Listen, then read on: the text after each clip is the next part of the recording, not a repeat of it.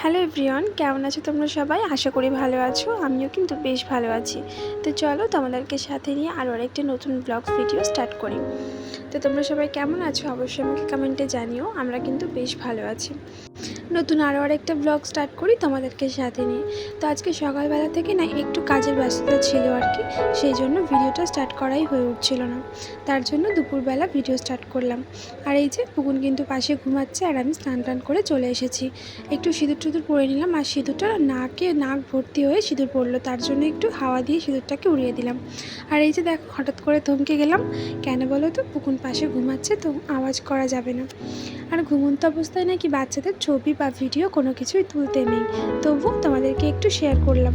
তো এই যে আমি এখন স্নান টান করে একদম রেডি হয়ে নিয়েছি, শাড়ি টাড়ি পরে এবার যাবো কোথায় বলো তো? পুজো দিতে। তো এই যে আমি চলেও এসেছি পুজো দিতে।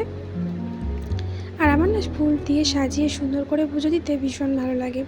তো যাই হোক, এই যে আমি পুজো দেওয়া আমার কমপ্লিট। তো চলো আজকে আমাদের বাইরের উঠোনটা তোমাদের সাথে একটু শেয়ার করি। তুলো পেরে নিয়ে এসেছিলাম, সেই তুলোগুলো ছাড়ানো হয়ে গেছে। তো সেগুলো দেখো মা রোদে দিয়ে রেখেছে।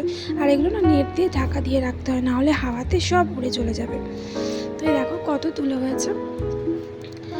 তো রোদে একদম শুকিয়ে না একদম অল্প কটা ছিল, কিন্তু ফুলে অনেকগুলো হয়ে গেছে। তো যাই হোক, তারপর চলে আসলাম রান্নাঘরে বাবাকে খেতে দিতে। আর তার সাথে পুকুন ঘুম থেকে উঠে তারপরে দুধ খাবে, তার জন্য একটু দুধটাও জালে আর কি বসিয়ে দিলাম, জাল দিতে হবে। কিছু জামা কাপড় সকালবেলা কেচে দিয়েছিলাম, সেগুলোই শুকিয়ে গেছিলো।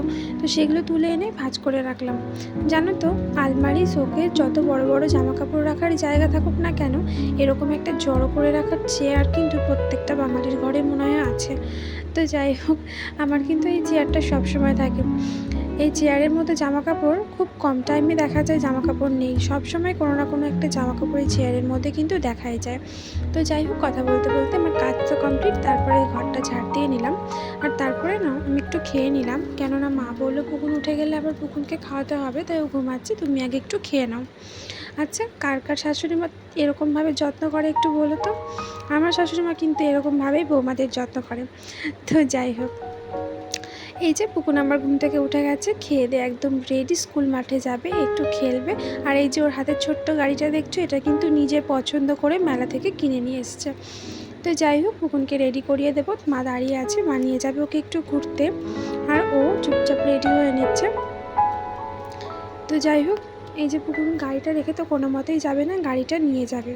পুকুন এখন নিজের কথাগুলো না বলতে শিখছে। ওর আঙুলে যেন ব্যথা লেগেছে, তাই ও বারবার বলছে মামাকে ফু দিয়ে দাও, ওর ব্যথা লেগেছে। তো যাই হোক, তো চলো পুকুনকে তো ঠাম্মির সাথে পাঠিয়ে দিলাম।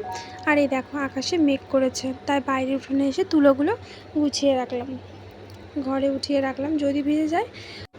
পুরো আকাশে মেঘ করেছে, কতটা সুন্দর লাগছে তাই না? বৃষ্টি কার কার পছন্দ বলো তো? আমার তো ঝড়ে প্রচণ্ড ভয়, জানি না কেন। এই যে ঝড়ের দিন, আমি তো ভীষণ ভয়ে থাকি কবে যে ঝড় হবে। তো যাই হোক, তারপরে এই দেখো ননদ বৌদিরা মিলে গল্প করতে বসেছে। আর এই যে আমার এক বুনু মেলা থেকে জিলিপি নিয়ে এসে আমাদের বাড়ি এসে আমাদের নাককে না দিয়ে একা একা খাচ্ছে। এরকম কোনো ব্যাপার না। যাই হোক, আমরা ননদ বৌদিরা মিলে গল্প করছিলাম, আর একজন তো ছাদে দাঁড়িয়ে দাঁড়িয়ে গল্প করছিল।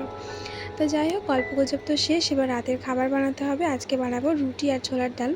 তো তার জন্য চলে আসলাম রান্নাঘরে আটা মাখতে। তো আজকে অন্য দিনের তুলনায় একটু তাড়াতাড়ি চলে আসলাম রান্নাঘরে, কেননা বাইরে প্রচণ্ড মেঘ করেছে, তার সাথে ঝড় বৃষ্টি হতে পারে, তার জন্য। আর এখানে যেহেতু গ্রাম, একটুখানি ঝড় বৃষ্টি হলেই না কারেন্ট চলে যায়, তখন খুব সমস্যা হবে রান্না বান্না করতে, খাওয়া দাওয়া করতে। তার জন্য একটু তাড়াতাড়ি চলে আসলাম। আর এই যে এখানে আমি তোমাদেরকে এটাই বলছিলাম যে আমার খাওয়া দাওয়া কমপ্লিট হয়ে গেছে, তারপর আমি ঘরে চলে এসেছি। তো জানি না কেন ভয়েসটা ডিলিট হয়ে গেছে, তার জন্য আর কি পরে ভয়েস ওভার দিয়ে দিলাম। তো যাই হোক, খাওয়া দাওয়া আমাদের কমপ্লিট, পুকুনকেও খাইয়ে দিয়েছি। আর বাইরে হচ্ছে প্রচণ্ড পরিমাণে মেঘ করেছে, তো জানি না কখন যে ঝড় বৃষ্টি আসবে আর কারেন্ট চলে যাবে। তো যাই হোক, আজকের ভিডিওটা আমি এই পর্যন্তই রাখলাম। তোমাদের কেমন লাগলো সেটা অবশ্যই কমেন্টে জানিও। আজ আসি, গুড নাইট সবাইকে।